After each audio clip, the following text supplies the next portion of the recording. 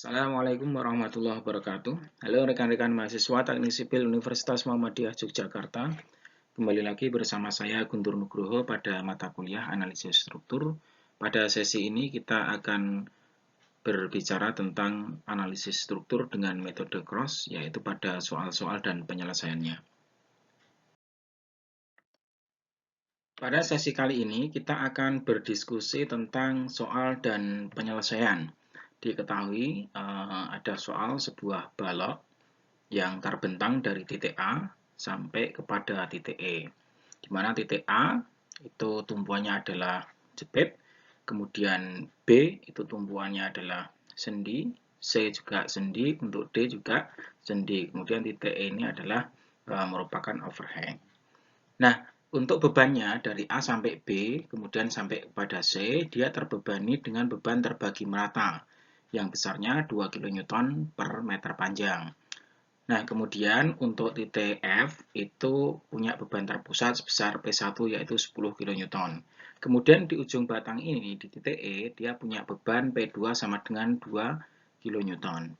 Untuk kekakuannya, masing-masing dari A sampai kepada B, C, kemudian D, kemudian sampai E, itu adalah EI, satu dengan EI.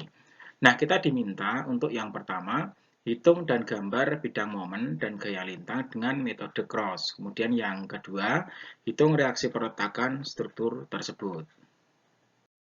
Langkah pertama yang harus kita lakukan yaitu adalah analisis struktur dengan metode CROSS.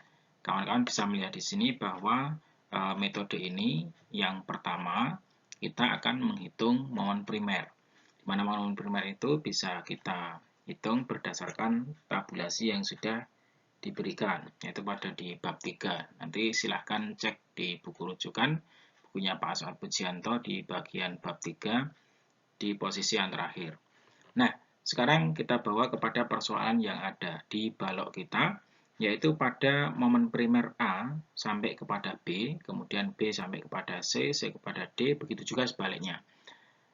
Yang perlu kita pahami di sini adalah bahwa asumsi pada metode Clapeyron, join yang dihubungkan, yang menghubungkan dua batang, yaitu AB, kemudian juga C terhadap B, itu dianggap sebagai jepit, jadi kaku sempurna. Sehingga pada momen primer yang pertama ini, momen primer A sampai kepada B itu, kalau kita pecah, sehingga tumpuan sebelah kiri jepit, sebelah kanan dianggap sebagai jepit. Maka didapatkan rumus MAB sama dengan min QL kuadrat per 12.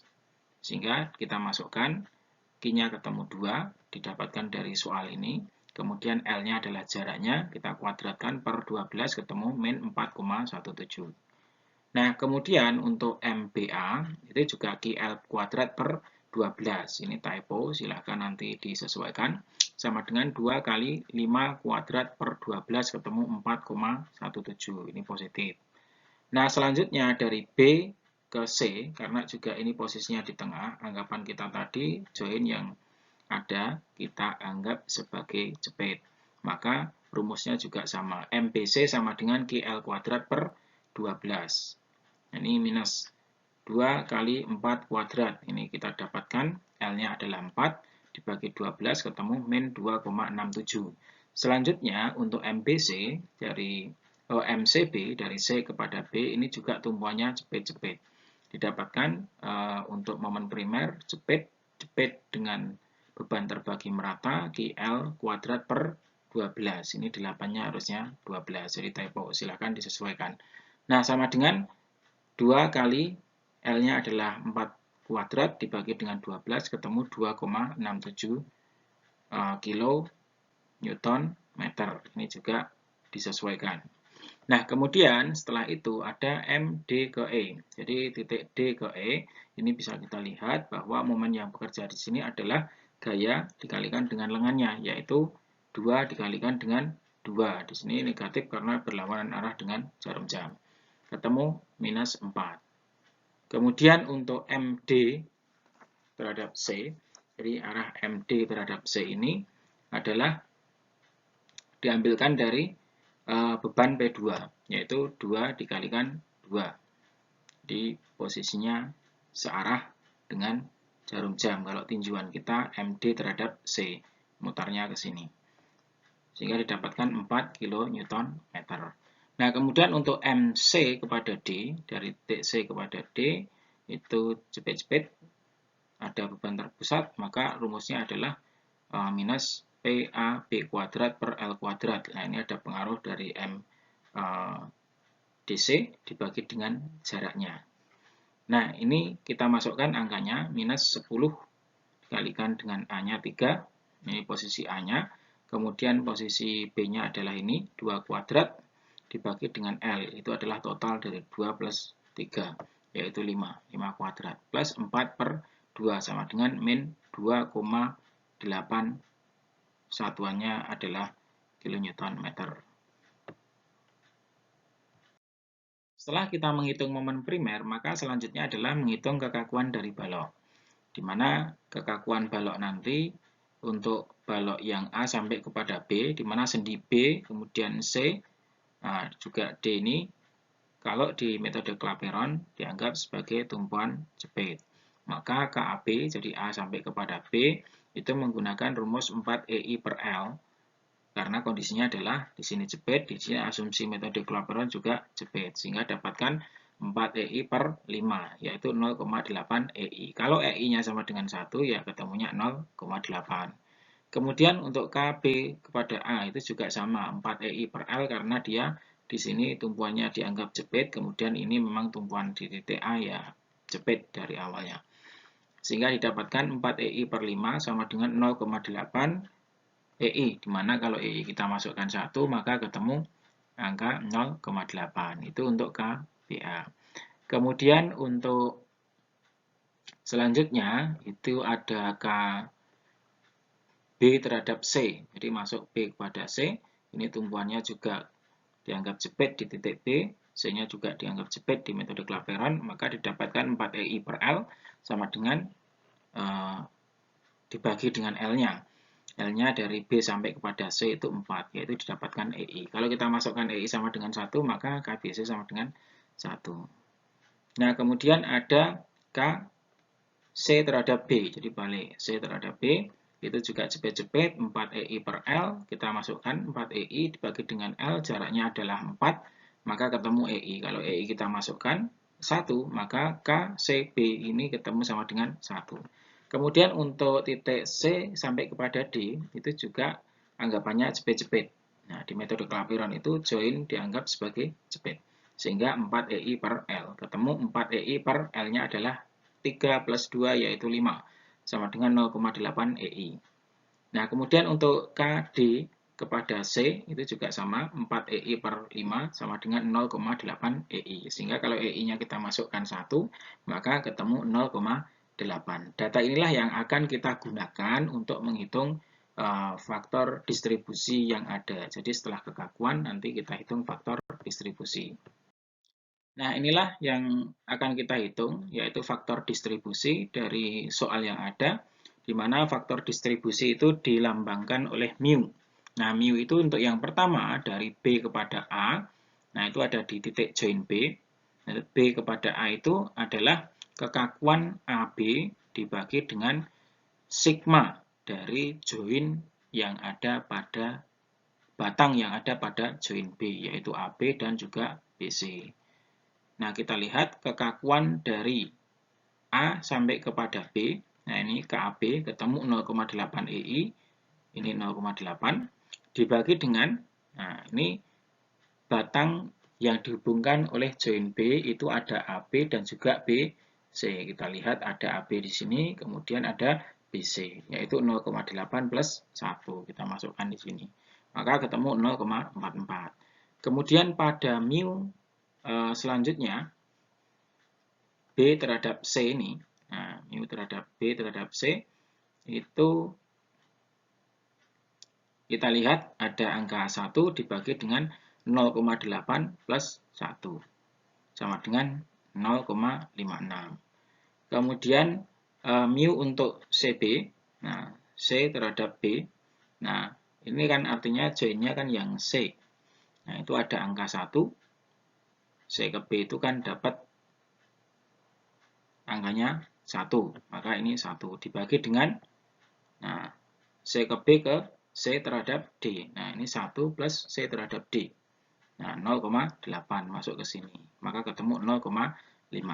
Selanjutnya, mu untuk CD. Nah, CD ini, maka ini adalah, kita lihat, C kepada D 0,8 dibagi dengan, ini ada 1 plus 0,8, yaitu BC, ini BC ada 1 plus 0,8. Itu adalah CD-nya sendiri. Sehingga ketemu 0,44. Nah, ini adalah faktor distribusi yang akan kita gunakan pada perhitungan di tabel distribusi menggunakan metode Cross. Nah, selanjutnya pada perhitungan tabel distribusi, kita akan menyesuaikan dengan pola soal yang ada. Di mana data yang kita buat, yang pertama adalah titik buhul, kemudian ada balok, ada faktor distribusi, dan juga momen primer yang didapatkan dari perhitungan yang sudah kita lakukan. Yang pertama dulu, dari gambar yang di sebelah kanan ini adalah gambar soalnya, ada titik buhul, ada titik A, kemudian B, C, sampai kepada D. Maka kita tuliskan titik buhulnya A, B, C, dan D. Nah, kemudian baloknya itu untuk titik A, itu ada A sampai kepada B, yaitu ini, A sampai kepada B. Kemudian pada titik buhul yang B, itu ada balok dari B kepada A, ini di sebelah kirinya, kemudian di sebelah kanannya adalah B kepada C. Jadi balok BA dan BC. Untuk titik buhul yang C itu ada CB dan CD. Ini ada CB kemudian CD. Nah, titik buhul yang D itu ada balok D kepada C dan juga D kepada E. Nah, setelah itu kita masukkan faktor distribusi yang ada untuk AB. Kalau dia jepit maka nilainya adalah 1. Kemudian di titik B ini, B terhadap A 0,44, B terhadap C 0,56. Jadi di dalam satu join itu kalau kita jumlahkan ya nilainya 1. Dari titik buhul ini. Jadi 0,44 plus 0,56 kita jumlahkan 1. Itu juga di titik C ya. Nah, untuk CB dan CD kita masukkan dari hitungan faktor distribusi tadi. Ada 0,56 dan 0,44. Kemudian ada di titik D, faktor distribusinya 1 dan 0. Nah, selanjutnya momen primer sudah kita dapatkan dari perhitungan awal di titik A. Itu ada minus 4,17, kemudian BA, momen primer BA-nya 4,17, BC-nya 2,67, kemudian CB-nya 2,7, untuk CD-nya min 2,8, dan DC ada 4, dan DE-nya minus 4. Nah, selanjutnya ini akan kita distribusikan. Jadi, setelah mohon primer, kemudian faktor distribusi itu ada, maka kita akan melakukan perhitungan. Perhitungannya bagaimana di posisi yang distribusi ini? Nah, silakan pada satu join itu dijumlahkan dulu momennya. Ini kita jumlahkan 4,17, kita jumlahkan dengan minus 2,67, maka akan ketemu positif. Nah, kemudian dari hasil penjumlahan ini akan kita kalikan dengan minus faktor distribusi. Atau kali faktor distribusi kali min 1. Ya, sama saja minus faktor distribusi. Jadi ini positif, kita kalikan dengan minus 0,44, maka ketemu 0,67. Hasil penjumlahan ini minus positif, kita kalikan dengan minus 0,56, maka didapatkan minus 0,83. Begitu juga di titik yang C, itu ada 2,7, kemudian kita jumlahkan dengan minus 2,8, artinya kan minus 0,1. Kita kalikan dengan minus 0,56, atau kali 56 kali min 1, maka ketemu angka 0,07. Di CD kita kalikan dengan 0,4 kali minus 1, maka ketemu angka 0,01.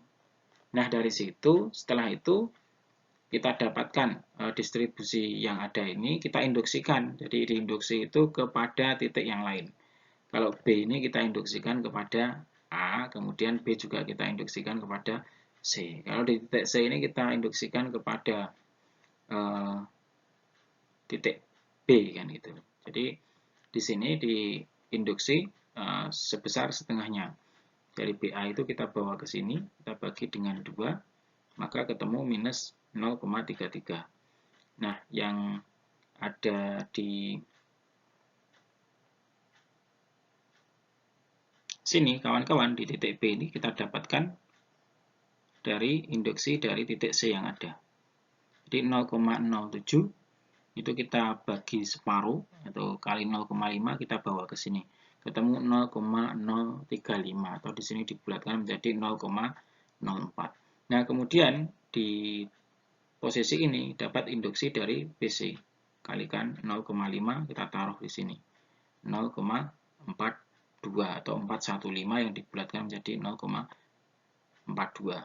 Nah, selanjutnya dari yang ada ini, setelah kita mendapatkan induksi, maka dari situ akan kita bawa 0,04 dikalikan dengan 0,04 kita taruh di sini, kali min 1. Nah, ini kemudian kita kali 0,56, kita kalikan minus 1, kita dapatkan di sini. Minus 0,42 dikalikan 0,56 dikalikan min 1, maka dapatnya positif. Ini juga sama, 0,42 kalikan 0, minus 0,42 kali 0,44 dikalikan min 1 ketemunya 0,19. Nah, dari sini setelah itu kita induksikan separuh dari BA ke AB, kalikan 0,5. Kemudian 0,23 kalikan 0,5 dapatkan di sini. Minus 0,02 dikalikan 0,5 dapat minus 0,01 di titik C. Dan itu terus berulang sampai nanti penjumlahan di momen ujungnya itu posisinya di join B dan juga di join C itu sudah seimbang. Jadi arah negatif dan positifnya juga sudah seimbang. Sehingga nanti momen di ujung ini yang akan kita pakai untuk menghitung reaksi perletakan yang ada. Dilakukan dulu free body analysis, kemudian dihitung reaksi tumpuan yang ada. Selanjutnya, untuk menghitung reaksi tumpuan, kita sudah mendapatkan momen-momen yang ada pada setiap titik bool atau join. Di mana di titik A kita dapatkan 4,53, kemudian titik B itu 3,43 arah min dan juga arah plus, kemudian titik C 2,54 dan titik D-nya adalah 4. Dari situ kita akan melakukan free body analysis untuk mendapatkan berapa nilai reaksi tumpuan yang ada. Yang pertama dulu itu adalah menghitung RA untuk beban terbagi merata. Jadi beban terbagi merata itu kan punya resultan. Jadi 2 dikalikan dengan jaraknya ini adalah 5. Dapatlah 10. 10 kita bagi di titik A dan titik B, maka masing-masing dapat 5. Nah, kemudian setelah itu menghitung reaksi tumpuan di titik A dan B akibat momen di salah satu ujung. Yang pertama ini dulu, 4,53 dibagi dengan jaraknya 5, ketemu 0,91 di sini. Di sini arahnya ke atas, di sini arahnya ke bawah. Karena momennya berlawanan arah dengan jarum jam, sehingga mengangkat dari bawah ke atas, sehingga di ujung titik B itu sebenarnya tumpuannya menarik ke bawah. Nah, selanjutnya, untuk momen di titik B itu ada 3,43 yang kita kalikan dengan, kita bagi dengan jaraknya, yaitu 5. Maka dapat angka 0,69 di titik A, arahnya ke bawah, di titik B arahnya ke atas 0,69. Kemudian yang kedua, untuk batang B kepada C, nah ini beban terbagi meratanya 2. Kemudian jaraknya di sini adalah 4. Dan resultan yang ada, Q dikalikan dengan L, Q-nya 2, L-nya 4, ketemu 8, kita bagi dua sisi, B terhadap C, masing-masing mendapatkan 4, arahnya sama-sama ke atas. Kemudian yang kedua, itu momen di salah satu ujungnya, yaitu 3,43 ini akan bekerja, sehingga mendapatkan reaksi tumpuan. Kita bagi dengan 4, yaitu jaraknya di titik C mendapatkan 0,86 arah ke bawah. Titik B 0,86 arah ke atas. Nah, selanjutnya dari momen salah satu ujungnya sebesar 2,54, ini untuk titik B mendapatkan 0,64 arahnya ke bawah, karena ini kan searah dengan jarum jam ngangkat dari bawah ke atas. Sehingga tumpuan di titik B sebenarnya dia terangkat ke atas. Maka bekerja tumpuan itu adalah arah ke bawah atau ditarik ke bawah sebesar 0,64.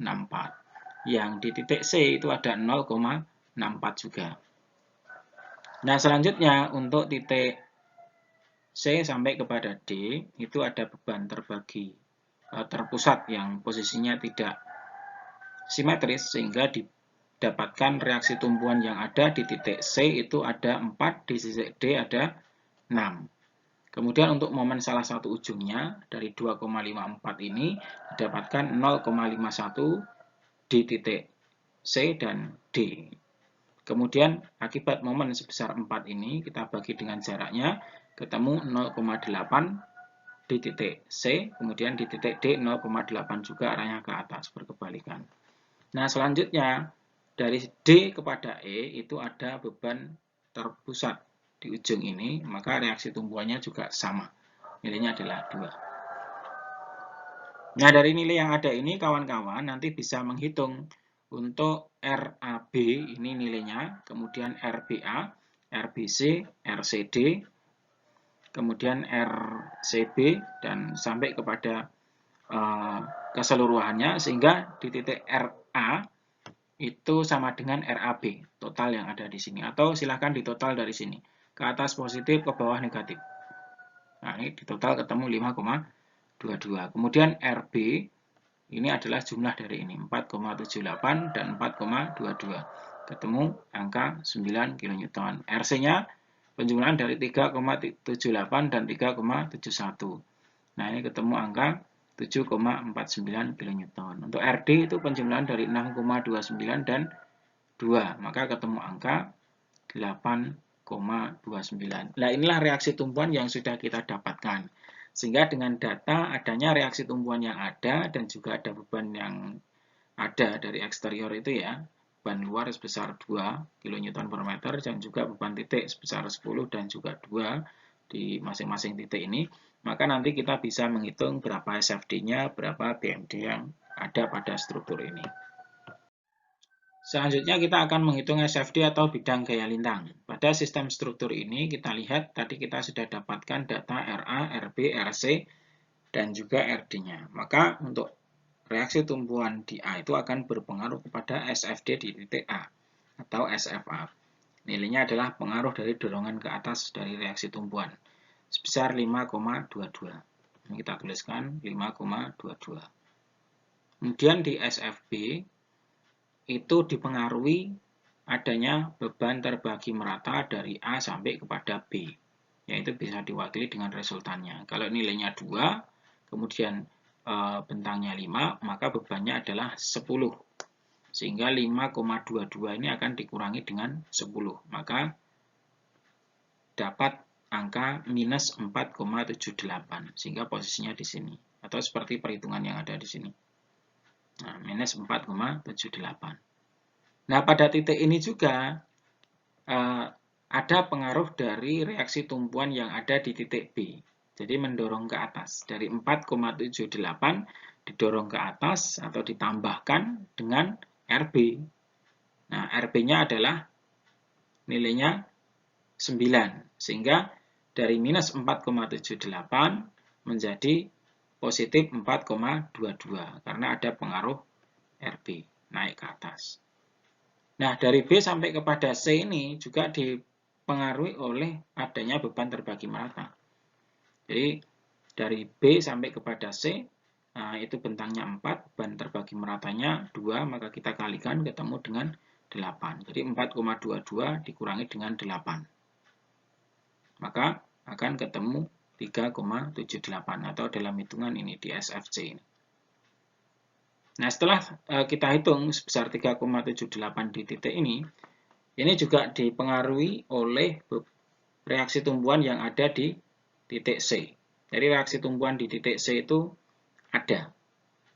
Dan akan kita tambahkan dengan minus 3,78 sehingga didapatkan angka 3,71. Nah, di posisi C sampai kepada F ini tidak berubah ya karena di sini tidak ada gaya yang bekerja. Baru di titik F itu akan dikurangi dengan P1 sebesar 10 kN karena pengaruh beban titik. Jadi 3,71 min 10 ketemu min 6,29. Nah, min 6,29 bergeser ke kanan dari F ini sampai kepada titik D, tidak ketemu beban, maka tetap baru di titik D itu dia bertemu dengan reaksi tumpuan yang ada di titik D. Sehingga kita jumlahkan dengan reaksi tumpuan yang ada di titik D, sehingga dari minus 6,29 itu kita jumlahkan dengan 8,29, ketemu nilai 2, positif 2 di sini. Didorong ke atas ketemu nilai 2. Dari D ke E itu tidak ada beban yang bekerja, sehingga di titik E baru muncul beban sebesar 2 kN. Jadi dari 2 kemudian dikurangi dengan 2, maka kembali kepada titik 0. Nah, inilah yang disebut sebagai bidang gaya lintang atau SFD yang ada pada sistem struktur di soal ini. Untuk bidang momen atau BMD, jadi BMD yang ada pada sistem struktur seperti soal ini, kita lihat bahwa pada balok AB, jadi balok A sampai kepada B ini, A sampai B, momen maksimum akan terjadi pada bidang gaya lintang sama dengan 0, yaitu terletak pada jarak X tertentu dari titik A. Jadi pada SFD sama dengan 0, nanti akan terjadi BMD yang maksimum. Tapi di sini kita belum tahu berapa jarak dari titik A sampai kepada titik SFD sama dengan 0. Maka kita cari dulu. SF dari X ketika dia sama dengan 0, maka kalau kita lihat persamaannya dari perhitungan SFD yang ada adalah 5,22, karena SFA-nya adalah 5,22, ini bergeser ke kanan akan berkurang akibat adanya beban terbagi merata. Maka dikurangi dengan resultan. Resultannya adalah Q dikalikan dengan L. Q-nya adalah 2, L-nya adalah sepanjang X itu, sama dengan 0. Maka nilai X bisa kita dapatkan 5,22 dibagi 2, yaitu 2,61 meter. Selanjutnya, kita akan menghitung momen pada titik X ini, yaitu X 2,61. Yaitu MX sama dengan 5,22 kali 2,61, ini adalah RA, dikalikan dengan jaraknya, kemudian dikurangi dengan Q dikalikan dengan X. Nah, Q-nya adalah 2, X-nya adalah 2,61 dikalikan jarak dari titik resultan ke titik X tersebut, yaitu 2,61 dibagi 2. Kemudian dikurangi dengan 4,53. Nah, di posisi itu 4,53 itu adalah momen yang ada di titik A. Nah, di situ kita dapatkan 2,28 kN. Maka momen maksimum yang ada di titik X ini kita dapatkan 2,28. Sehingga di sini sudah kita dapatkan. Ini satuannya kN meter. Nah, selanjutnya pada balok yang B sampai kepada C ini juga ada SFD sama dengan 0-nya. Maka di titik itu juga akan kita dapatkan nanti momennya adalah momen maksimum.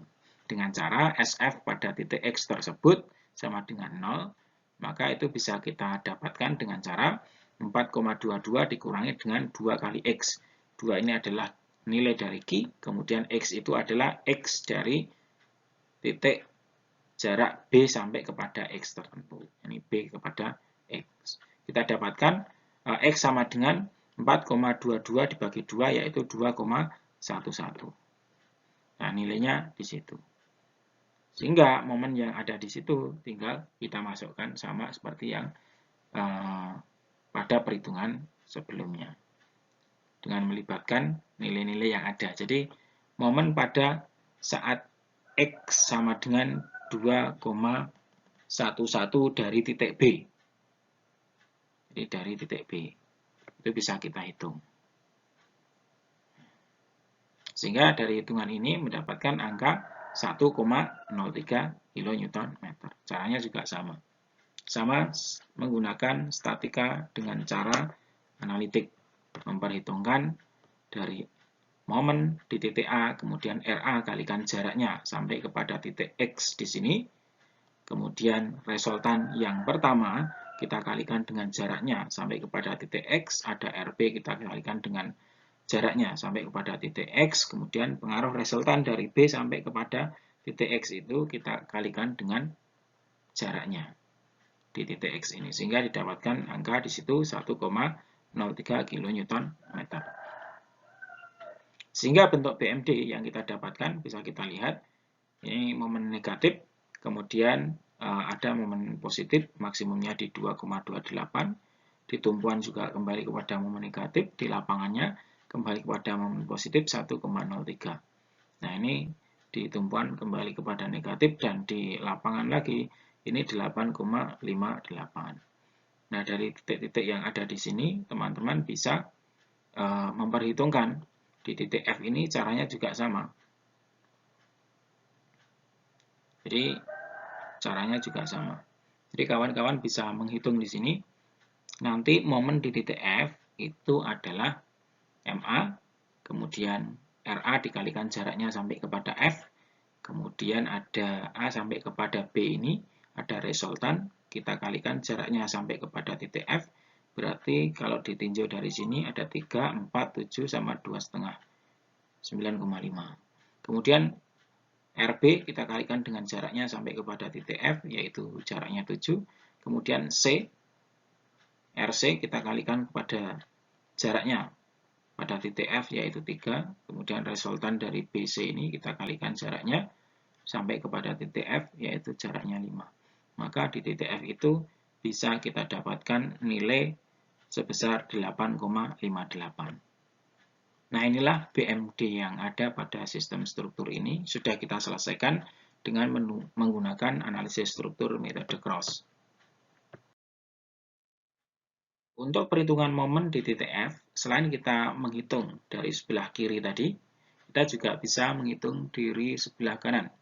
Yaitu di sini ada beban P2 dikalikan dengan jaraknya, kemudian ada reaksi tumpuan yang ada di titik D dikalikan dengan jaraknya. Sehingga nanti ketemunya akan sama, yaitu 8,58.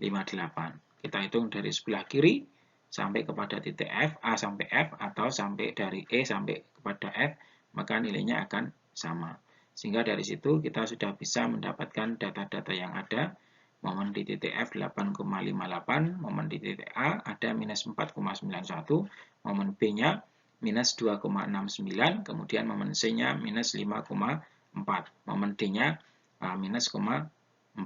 Ini yang ada di tumpuan seperti itu nilainya pasti negatif. Demikian tutorial yang bisa saya sampaikan pada kesempatan kali ini untuk contoh dan penyelesaian dari analisis struktur metode Cross. Semoga bisa membawa kemanfaatan kepada rekan-rekan semuanya.